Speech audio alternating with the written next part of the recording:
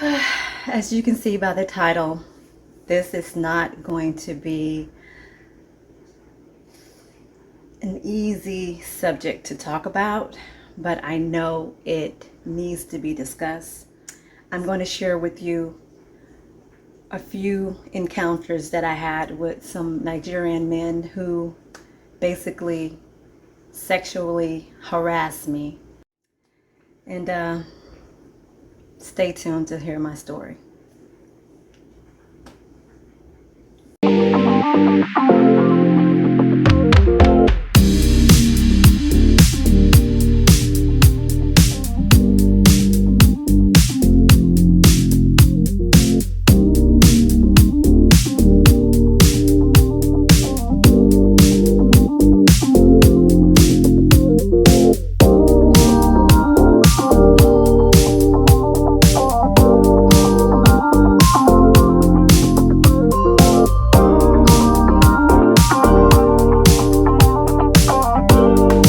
Hey guys, welcome back to my channel, Finish the Race VL, aka Victory Lap. My name is Liz, and as you saw by the intro, I'm gonna share with you a story that is very uncomfortable for me to discuss, but I want to bring awareness to single women who will be traveling to Africa in various countries. I'm going to discuss or talk about my experience in Nigeria, and I'm going to start with the first story. Is that many of you know that I am documenting my journey to repatriate to Nigeria. And while I was there earlier this year for a month, I was mostly handling a lot of business to get myself acclimated with the different cities, my native land in Akwa Ibom.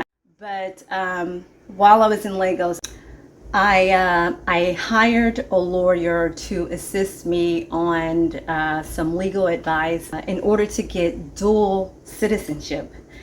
And so, I had to hire a driver to take me to different courts, to different offices that the lawyer had advised me on what we need to do in order to get the paperwork completed.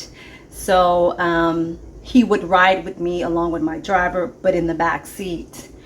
And as we were going from different courts, taking care of the paperwork, the altercation began when we left the court. The driver was out front to pick us up. We were in the back seat, and he was asking me some questions, just personal questions about why I had decided to move, or why I'm deciding. Oh, hold on, I have something on the stove. Okay, sorry about that. I'm cooking and I heard the food sizzling and I was like, oh, let me turn down the temperature. So where did I end? So we left the court, and we got into the private car, the driver that I hired, and we were in the back seat and we were discussing the next procedure of what we needed to do as far as completing the dual citizenship.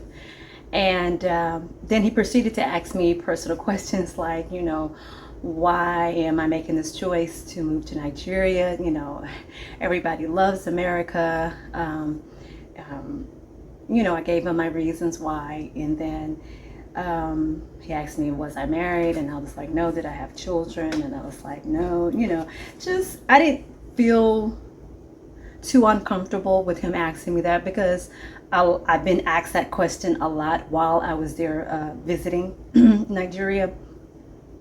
So I didn't think about it at the time, but after looking after the sorry, it just makes me uncomfortable even talking about this. Looking back after having the conversation with him, I realized that he was, I guess, sizing me up. Oh, she's single, she doesn't have kids, she's from America, and let me see if I can, have my chance with her or whatever.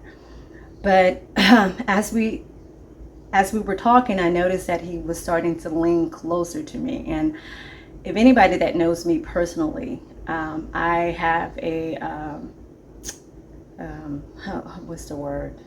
I don't like being in tight spaces, and I don't like being in tight spaces in crowded areas. I just don't like people invading my space and privacy, for the simple reason of being sexually violated. Deal with the PTSD of that, of that trauma. And so when someone comes near me, I'm always like on the edge and looking around like, wait, hold up, you need to back up. Even when I'm in the grocery store, if someone's standing too close to me, I immediately will dodge that area and move somewhere else to let them know, like, and it could be just something simple, but for me, I don't like it. So as he was inching closer to me, I was literally pulling my body to the point where I was now, pressing on the door. And I'm like, okay, what is he doing? Like, what's going on? And then the next thing you know, he started caressing my breasts. And I'm over here looking at him like, what are you doing? And so I gave him a look that I think kind of gave him the notion of knowing that, okay, you just violated me. And sorry. And he kind of, moved back or whatever.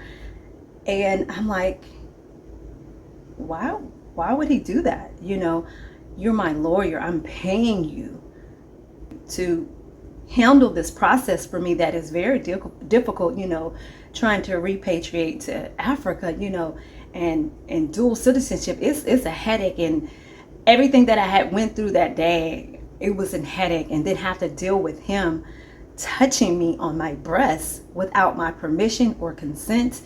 And I just couldn't believe it, So I kind of just brushed it off, but I gave him the look to let him know, like, what are you doing?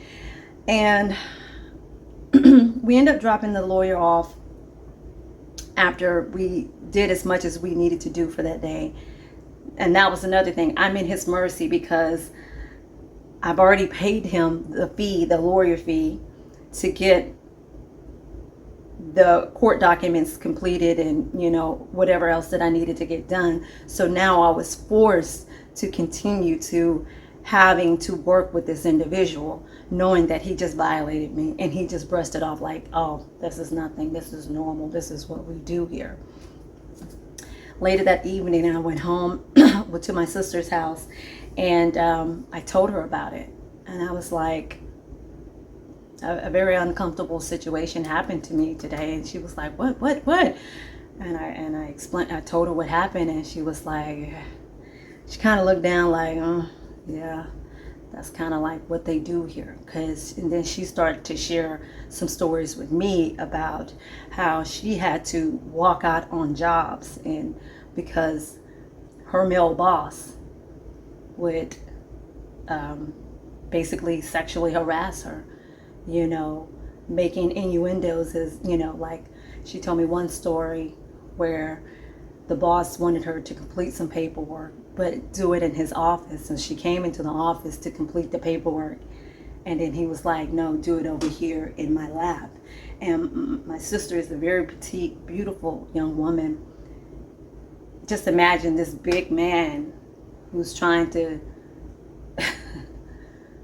I've been sexually harassed on the job in the corporate here in the U.S. It happens, and it happens everywhere. But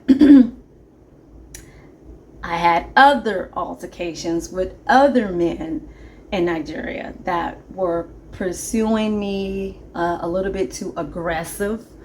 And even after politely letting them know that, oh, thank you for the compliment, but I'm not interested, they will continue to pursue and pursue and pursue and pursue.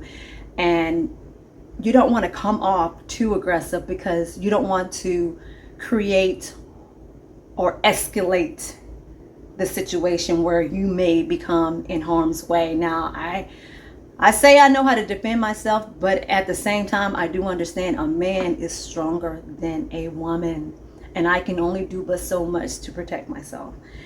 And I've had the sexual encounter that I had with the lawyer was in Lagos. Then I had a sexual harassment encounter, let me say. And then another situation happened in the village where I live, where a guy was one of the guys that pick you up on the KKs and the bikes and the motorbikes and stuff like that, that came by my father's house, you know, and wanted to pursue me. But after you tell them no, they're like, I don't think they understand what no means. No means no, but to them it's like, you don't know what you want, you know.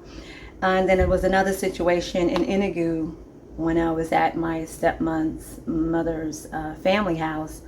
And it wasn't a family member of hers. It was a friend of a family member that came during the masquerade. If you've been following along with the series of family blogs that I did, there was a friend of the family that was introducing himself to me, and he was just like grabbing me and pulling me close to him, and was just a little bit too aggressive, just making me feel, I mean, like literally grabbing me and pressing me on him, and you know, trying to get me to kiss him, and I'm like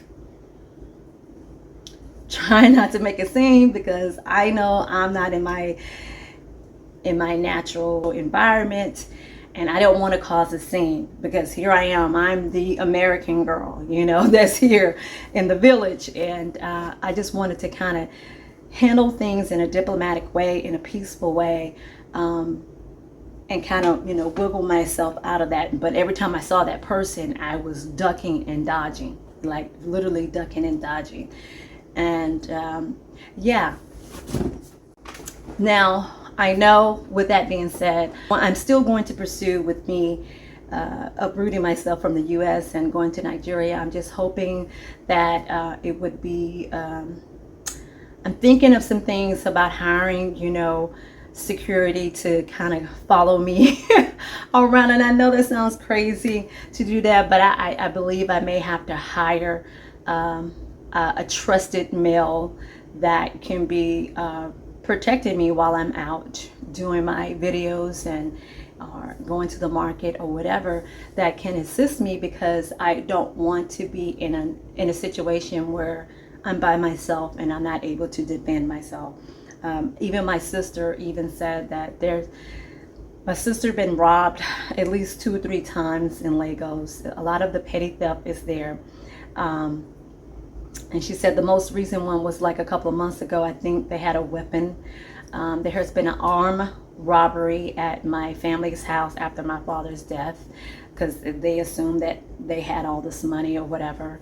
My brother just recently, about a month or 2 ago, has said that he had got robbed or assaulted. And I just don't want, I'm already thinking of ways and planning on what I need to do in order to have that extra precaution of safety, and also hiring someone that can assist me while I'm out and about to, you know, doing my daily activities, or even because I'm going to be documenting, you know, my progress while I'm there in Nigeria, because I started this channel to show that, and to show many people around the world that if they desire to repat back to, you know, to Africa, I'm going to show you the good and the bad. And unfortunately, it took me a while to bring this up, but I know that this is a very important topic, especially for single women who are going to be traveling alone to different countries in Africa. I just want you guys to just, you know, learn from my experience, and maybe think about ways that you can protect yourself while you are in these various countries.